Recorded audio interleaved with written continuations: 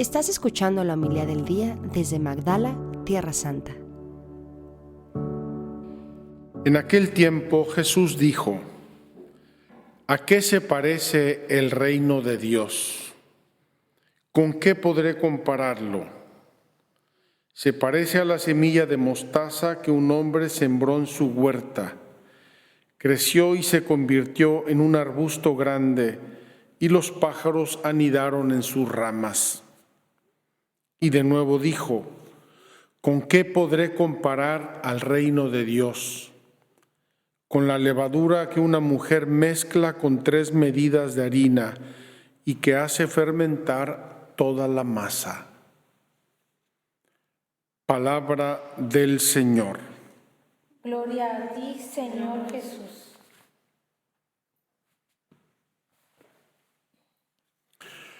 Muy queridos hermanos, la primera lectura que leímos hoy de la carta a los Efesios nos presenta la doctrina paulina sobre el matrimonio. Es una carta, es una lectura que se suele leer con frecuencia en los matrimonios, en la celebración de las bodas. Entre las diversas opciones que hay, mucha gente elige esta lectura de San Pablo, que es una lectura bellísima, profunda. Para algún oído un poco feminista, le suena raro, le disturba probablemente el escuchar 3 o 4 veces que la mujer respete al marido. Parecería que la que lleva el peso de la buena relación entre marido y mujer es la mujer, pero es una lectura superficial y probablemente con un cierto prejuicio feminista en el mal sentido de la palabra, porque San Pablo dice expresiones de mucho contenido moral y práctico, y también y sobre todo se las dice al marido. Tienes que dar tu vida por tu esposa como Cristo dio la vida por la iglesia. Qué atrevimiento de San Pablo de poner como ejemplo de matrimonio la entrega de Cristo por su esposa, la iglesia. ¡Qué increíble!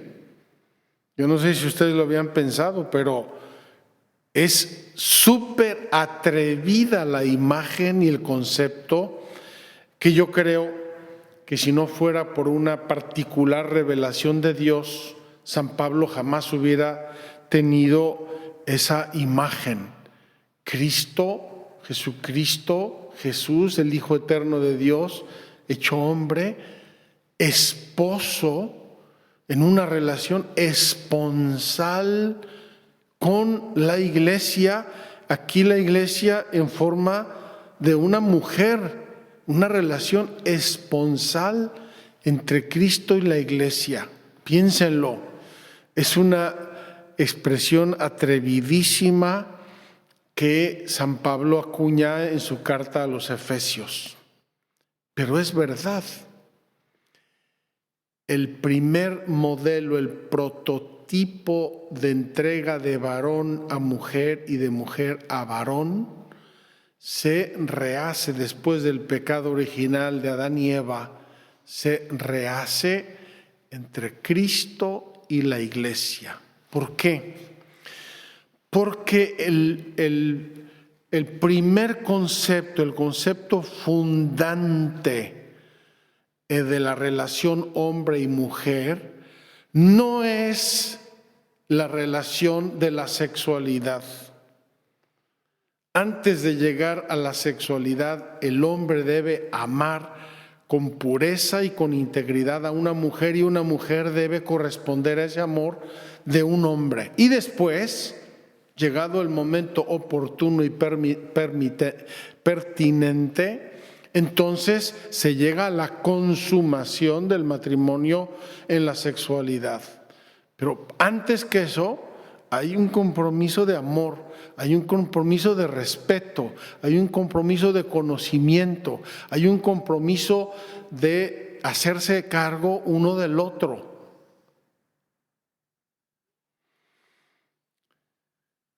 Y todo eso lo vemos en Cristo. Por eso San Pablo no tiene ningún temor en aplicar el concepto de la relación marital a Cristo y a la Iglesia. Porque dice, voy a releer brevemente estos conceptos que me parecen bellísimos. Respétense unos a otros con reverencia a Cristo. Con reverencia a Cristo, por el ejemplo que Cristo nos dio. Que las mujeres respeten a sus maridos como si se tratara del Señor. Fíjense, esta frase nos suena, repito, con un oído medio feminista, nos suena así como que demasiado, o sea, que la mujer respete a su marido como si se tratara de Dios, suena mucho, pero ¿quién gana de que haya una relación respetuosa, sino todos? Y sobre todo la familia misma gana si hay una relación de respeto. Entonces, mujeres, respeten a sus maridos como si se trataran del Señor, porque el marido es cabeza de la mujer como Cristo es cabeza y salvador de la Iglesia, que es su cuerpo. Cristo, cabeza y salvador de la Iglesia, que es su cuerpo. Por lo tanto, así como la Iglesia es dócil a Cristo, así también las mujeres sean dóciles a sus maridos en todo. Fíjense, es verdad que históricamente ha habido una concepción un poco dispar entre la dignidad y la autoridad del esposo y de la esposa, del hombre y de la mujer. Es verdad, y eso hay que corregirlo. Pero también es verdad que cualquier sociedad humana donde hay dos cabezas, hay división. Esto es una realidad concreta. Si hay dos cabezas, hay ya un principio de división. Si la familia es una, por buena lógica debe haber una cabeza. Y si no, se hacen bandos, se hacen grupos en la familia, y si hay dos modos diversos de ver las cosas, de tomar decisiones, etcétera, obviamente la familia se va a dividir. Yo creo que no es feminismo ni antifeminismo el pensar con realismo que la familia es una unidad y por eso requiere una cabeza. Ya que se pongan de acuerdo los esposos, si manda el esposo, si manda la esposa. Normalmente una esposa inteligente manda siempre, aunque parezca que es muy dócil. Las esposas inteligentes saben el modo como salirse con la suya y hacerle pensar al marido que él es el que manda. Lo dejo caer por si le sirve a alguien. Viene ahora los maridos. Maridos, amen a sus esposas como Cristo amó a su iglesia y se entregó por ella para santificarla, purificándola con el agua y la palabra, pues Él quería presentársela a sí mismo toda resplandeciente, sin mancha ni arruga ni cosa semejante, sino santa e inmaculada. Fíjense qué belleza, que los maridos amen a sus esposas para que sean santas e inmaculadas ante ellos. ¿Qué tiene que ver esto con esa visión mundana de la relación hombre-mujer? Donde la mujer tiene que parecer un maniquí de aparador para que el hombre machista esté satisfecho y contento con su esposa. No se trata en primer lugar de una belleza física, de un culturismo físico, sino de que la esposa sea santa e inmaculada, y por eso yo me entrego a ella para que ella sea así. Es decir, para que juntos construyamos una relación de santidad como Cristo y la Iglesia. Así los maridos deben amar a sus esposas como cuerpos suyos que son. La esposa con el esposo forman un solo cuerpo, ya no son dos, sino una carne, dice la Sagrada Escritura. El que ama a su esposa se ama a sí mismo, pues nadie jamás ha odiado a su propio cuerpo. Me temo que algunos sí. Me temo que sí se da ese autolesionismo del propio cuerpo, lamentablemente, sino que le da alimento y calor como Cristo hace con la Iglesia, porque somos miembros de su cuerpo. El esposo y la esposa ya no son dos, sino una sola carne. Y como son una sola carne, el esposo tiene que cuidar de su esposa, porque si la cuida y la ama y se entrega por ella, son una carne, viven felices. No hay una división, no hay un jaloneo constante como se da. ¿Por qué? Porque la relación hombre-mujer ahora la aprendemos de las películas, de las series. No la aprendemos de la palabra de Dios ni de la vida normal, natural, como siempre ha sido. La aprendemos de las series y por lo tanto caemos en ese jueguito de jaloneos, de infidelidades, de tonterías que destruye a la pareja y destruye a la familia. Por eso abandonará el hombre a su padre y a su madre y se unirá a su mujer y serán los dos una sola carne. Y dice San Pablo concluyendo, este es un gran misterio y yo lo refiero a Cristo y a la Iglesia. San Pablo se abroga el derecho o la responsabilidad de referir abandonar al padre y a la madre para unirse a la mujer, se lo aplica a Cristo y a la Iglesia.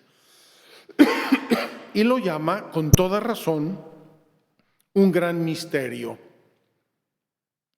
Ayer comentábamos en comunidad que hay en el norte de Italia un apostolado nuevo de apoyo a las familias que se llama así, un gran misterio, tomando esta expresión como fuente fundamental de inspiración para ayudar a las familias, para educar a las familias, para que crezcan las familias en el verdadero amor, no en el amor de telenovela, ni de serie, ni de película. Termina San Pablo en una palabra, es decir, para concluir y cerrar el discurso, que cada uno de ustedes ame a su mujer como a sí mismo y que la mujer respete a su marido, que ame a la mujer como a sí mismo. Queridos hermanos, esto es el primer mandamiento de la ley de Dios aplicado al matrimonio. ¿Cuál es el primer mandamiento de la ley de Dios? Amarás a Dios sobre todas las cosas y a tu prójimo como a ti mismo. Pues si amas a tu prójimo como a ti mismo, a cualquiera que sea tu prójimo, y prójimo significa próximo, a tu cercano, con muchísima mayor razón ama a tu esposa, que es la más cercana, tan cercana, que contigo forma una sola carne. Queridos hermanos, San Pablo tenía lógica, sentido común y sobre todo tenía el Espíritu Santo al escribirnos estas cartas. Qué hermoso el Salmo responsorial. ¿Qué nos dice como respuesta a esta primera lectura? Dichoso el que teme al Señor. ¿Por qué? Porque la relación hombre-mujer tiene como garante a Dios. En el Cantar de los Cantares, que es un poema de amor entre dos amantes, el amante le dice a su amada, en un momento le dice, hermana mía, amada mía. ¿Por qué le dice hermana? porque los dos son hijos de Dios. Dios Padre está delante de la relación de los que se aman en el matrimonio. Y en ese sentido, eres mi amada y eres mi hermana. Por eso el Salmo de hoy dice: dichoso el que teme al Señor, con ese temor de amor, de santidad, de respeto, no de miedo. Yo temo al Señor, vivo bien mi vida familiar. ¿Por qué? Porque tengo que cuidar de mi esposa, que es también mi hermana delante de Dios. Habría tanto que decir, queridos hermanos, pero vamos a dejarlo aquí.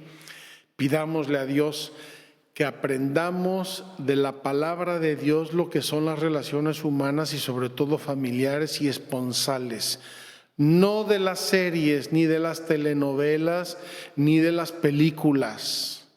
No aprendamos de ahí lo que son las relaciones.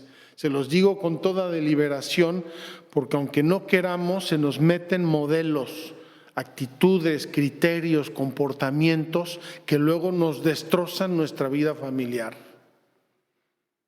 Vamos a pedirle a Dios que aprendamos de Él y que vivamos nuestras relaciones familiares con un santo temor de Dios. Es decir, con Dios nuestro Señor como garante, como árbitro fundamental de todas nuestras relaciones. Que así sea. Muchas gracias por escucharnos. Si quieres conocer más acerca de Magdala, síguenos en YouTube y Facebook.